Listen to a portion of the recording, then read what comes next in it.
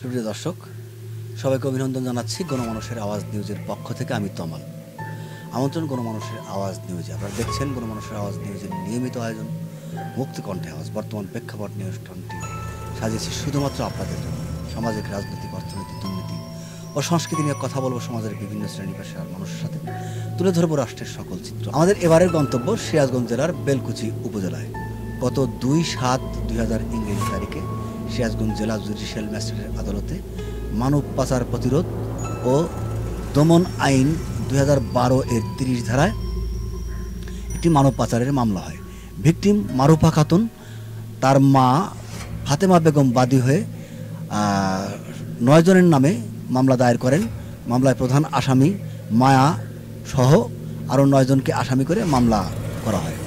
এই মামলার বাদী পক্ষর অভিযোগ যে তার মেয়েকে মিথ্যে প্রলোভন নিয়ে ইন্ডিয়ায় পাচার করে দিয়েছে। আর আসামি পক্ষর অভিযোগ যে আমরা এই পাচারের সাথে সম্পৃক্ততা নাই, আমরা এটা কিছু জানি না। মা তার স্বইচ্ছায় তার মেয়েকে টাকার লোভে বিদেশ পাঠাইছে।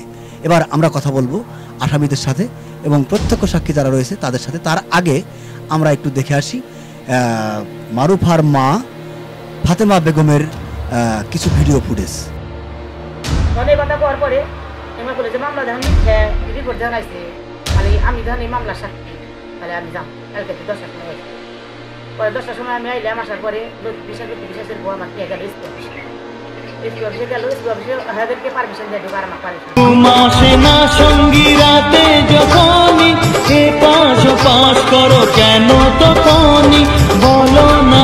আপনারই লাগবে।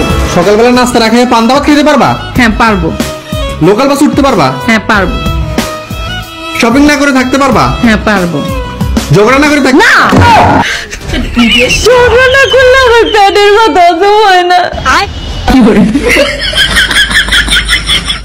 দেশে কত কাম আমাদের আছে, কত কাম কতজনে আমি এই দেশে কাম করা দেয়। ওই যে এবার একটু নিয়ে যে সিদ্ধি আজি সাহেবের বাড়ি কাম ধরা দিচ্ছি, তোর আবার ইন্ডিয়ায় দেওয়া নেই বুকে কয় না ইন্ডিয়া না, 25 সবের বাসায়, 25 সবের বাসায় বললাম আচ্ছা দেও বাসো না, জানিও না আমরা এসব।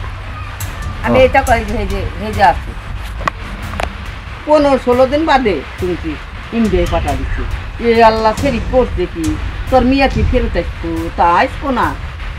আমি আবার এইটা করি ইন্ডিয়ার বাপ খাবো না জানা, ব্যাগ জায়গায় কি না যায়।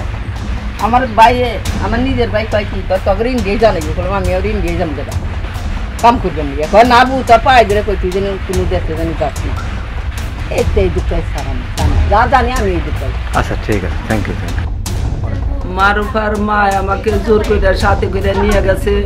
এই জন্যে যদি দোষী হই তাহলে হে শাস্তি হইলে আমার হবু, কোর্টে শাস্তি হইলে আমার হবু বিবেচনায়। কিন্তু এই যে মোহাম্মদ, নয়ন, বাতেন, জহুরুল, মুরসালিন, হাসি এগরের নামে যে কেস করে হয়রান করতেছে, আমি আর ইমুলে বিচার চাই। করলাম ভাইয়া পাসপোর্ট করার পরে তো মারুফার মার সাথে আমার সাথে দেখা হইলো। তাহলে আমারে বললো যে ওই তোমার সৌদি যাওয়ার কোনো প্রয়োজন না, আমার মেয়ে ইন্ডিয়া যাইব। ইন্ডিয়া যাওয়ার পরে ওখানে মাসে 6 মাস পর পর বাড়িতে আসা যাইব। সেই জন্যে আমি যাওয়া বাদ দিলাম। তাহলে মারপর মার সাথে এই মায়া আপার সাথে আমার সাথে পরিচয় করে দিল।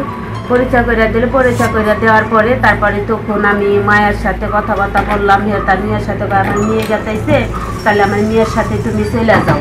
তাহলে সেই জন্য আমি ওই মেয়ের সাথে গেলাম। চলে যাওয়ার পরে তাহলে 3টা-4টা নিয়ে ওই ঢাকা থেকে ইন্ডিয়া যাইব। তাহলে তাগর সাথে আমার সাথে পরিচয় করে দিল। তাগর সাথে ফোন দিয়ে আমার সাথে কথা বলাইলো। কথা বলানোর পরে তারপর তখন তাগর সাথে আমি গেলাম। তখন আমি যেদিনকে গেলাম সেদিনকে যাওয়ার পরে মারপর মায় আর মায়া আপা কয়েকটা পন্থায় গিয়ে দিল। ইন্ডিয়া গেলেন, মারুফা ওখানে যাওয়ার পরে কতদিন ওর মাকে টাকা দিছে এটা আপনি জানেন? হ্যাঁ আমি জানি, 6 মাস টাকা দিচ্ছে। তারপরে অন্য ছেলের সাথে সম্পর্ক করে অন্য জায়গায় গিয়ে ধরা পড়ে এখন সে জেলে। তো হ্যাঁ এটাই। এই মামলায় আরেকজনকে আসামি করা হয়েছিল, আব্দুল বাতেন। আব্দুল বাতেন ছিলেন পূর্ব বাংলা কমিউনিস্টের একজন সদস্য। বিগত সরকারের আমলে সে স্বরাষ্ট্রমন্ত্রী মহোদয়ের মাধ্যমে র্যাব 12 কাছে আত্মসমর্পণ করেন স্বাভাবিক জীবনে ফেরার জন্য। কিন্তু তাকে এই আসামি করার পরে সিআইডি এনএসআই ডিবি তদন্তের মধ্য দিয়ে দেখা গেছে আসলে এই মামলার সাথে সে কোনো সম্পৃক্ততা নাই, তাই মামলা থেকে বাদ পড়ে গেছে। এর মাধ্যমে স্বাভাবিক জীবনে স্থানীয়রা